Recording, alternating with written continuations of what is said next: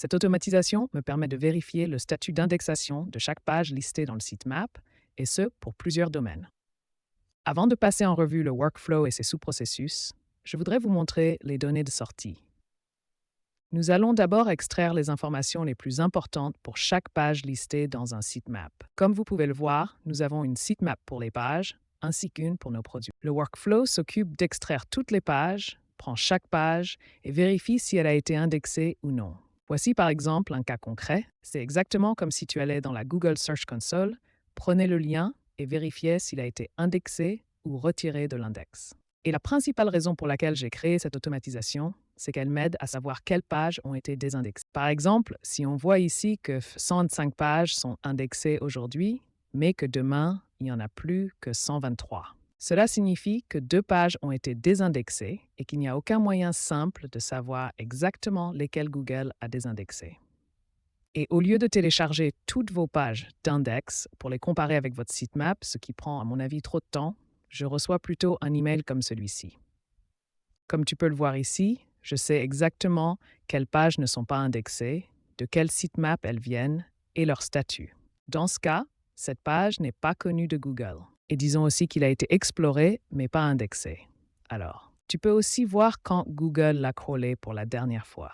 Il n'y a donc plus de raison que je vérifie dans la Search Console de Google l'état d'indexation de toutes mes pages. Alors, examinons le workflow lui-même, car, comme tu peux le voir, nous avons un flux principal, un sous-flux et 2 autres sous-flux. Donc, celui-ci et celui-là, l'automatisation commence par récupérer tous les domaines. Ici, il récupère les données depuis la configuration de la feuille de calcul Google. Ici, nous avons le sitemap du domaine ainsi que la personne qui recevra le rapport. Donc, si je veux ajouter d'autres sites, il suffit d'ajouter ici le sitemap du domaine et la personne à notifier. Ensuite, il récupère ces données. Donc ici, il n'y a qu'un seul élément.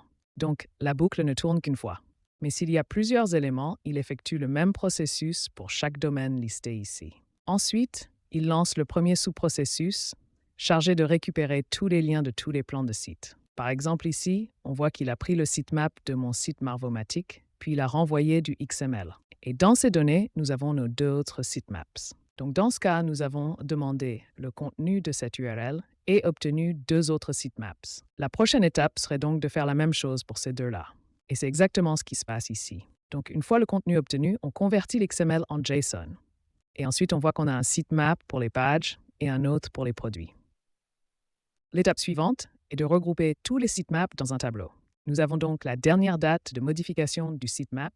Ce n'est pas crucial pour le workflow, mais disons que tu veux l'étendre. Tu pourrais aussi utiliser ces données pour rendre le workflow encore plus intelligent. Et ensuite, on fait une autre boucle. Cette boucle va prendre ses plans de site, donc celui-ci ainsi que l'autre, et ensuite, il fera la même chose que précédemment. Donc, on récupère le sitemap en XML, on le convertit en JSON, puis on récupère tous les liens. Ici, on voit que j'ai une page appelée « Produit ». Un autre est le produit lui-même. Donc, le vérificateur d'index Google automatisé, c'est le travail dont on parle. Et ensuite, on prépare les données. Je veux donc avoir exactement le sitemap ainsi que la page elle-même. J'ai des sites où j'ai 4 ou 5 sitemaps pour savoir exactement quelle page c'est et dans quel sitemap elle est listée. Ici, on voit la page du produit ainsi qu'une autre page produit. Et toutes ces pages appartiennent au sitemap produit sitemap XML. Et ensuite, le workflow suivant commencera. Et ce workflow est chargé de vérifier le statut de l'index. Donc, ici, nous allons obtenir la liste de toutes les pages, puis utiliser l'API Google Search Console. Et le point de terminaison inspect est exactement le même que celui-ci. On obtient donc des données comme la dernière fois que ça a été exploré. Cette page est-elle indexée ou pas? Et ensuite, ces données seront enregistrées dans une feuille de calcul Google. Et je l'ai appelée Upsert, parce que si c'est une nouvelle page, elle sera ajoutée comme une nouvelle ligne. Si vous avez déjà exploré la page et que le statut de l'index a changé, alors nous mettrons à jour cette ligne et les données finales ressemblent à ceci. Nous avons le lien du sitemap, le verdict, la couverture, l'état, la dernière exploration et ainsi de suite. La colonne la plus importante, c'est celle-ci. On voit que cette page a été soumise et est aussi indexée. Mais tu peux aussi voir que 5 pages au total ne sont pas indexées.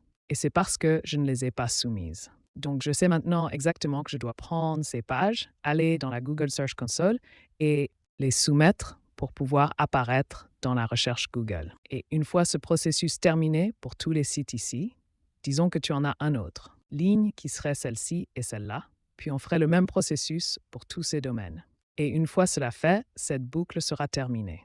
Et ensuite, l'étape suivante consiste à envoyer un rapport par email. Ici, ce workflow se déclenche si cela est fait, puis il récupère les données du feuille de configuration. Donc dans ce cas, je vais enlever ces deux lignes parce qu'on n'en a pas besoin. Plus maintenant. Ensuite, il vérifie dans ce domaine si une feuille de calcul est disponible ou existe, avec ses noms exacts. Dans ce cas, ce sera Marvomatic, puis il vérifie l'état de la couverture dans la colonne et tout.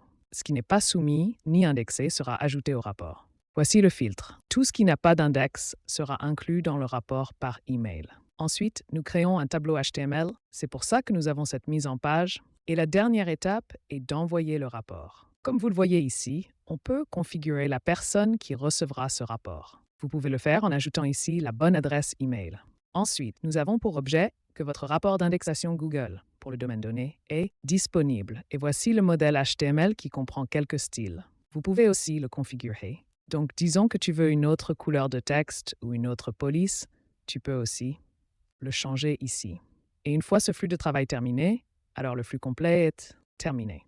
Et le meilleur, c'est que cette automatisation est totalement gratuite. Donc, tu n'as pas à payer pour vérifier l'état de l'index. Vous pouvez vérifier jusqu'à 2000 pages du même site par jour sans frais. Voilà les limites gratuites de l'API Google Search Console. Et à mon avis, c'est clairement mieux que de payer pour un autre outil qui fait pareil. Exactement la même chose, mais beaucoup plus cher. Et si tu as des questions, n'hésite pas à demander. Et je vais aussi ajouter 2 autres vidéos où j'explique pas à pas comment configurer le API Google Search Console pour NNN et comment utiliser BigQuery pour analyser tes données. Données de performance de votre site gratuitement.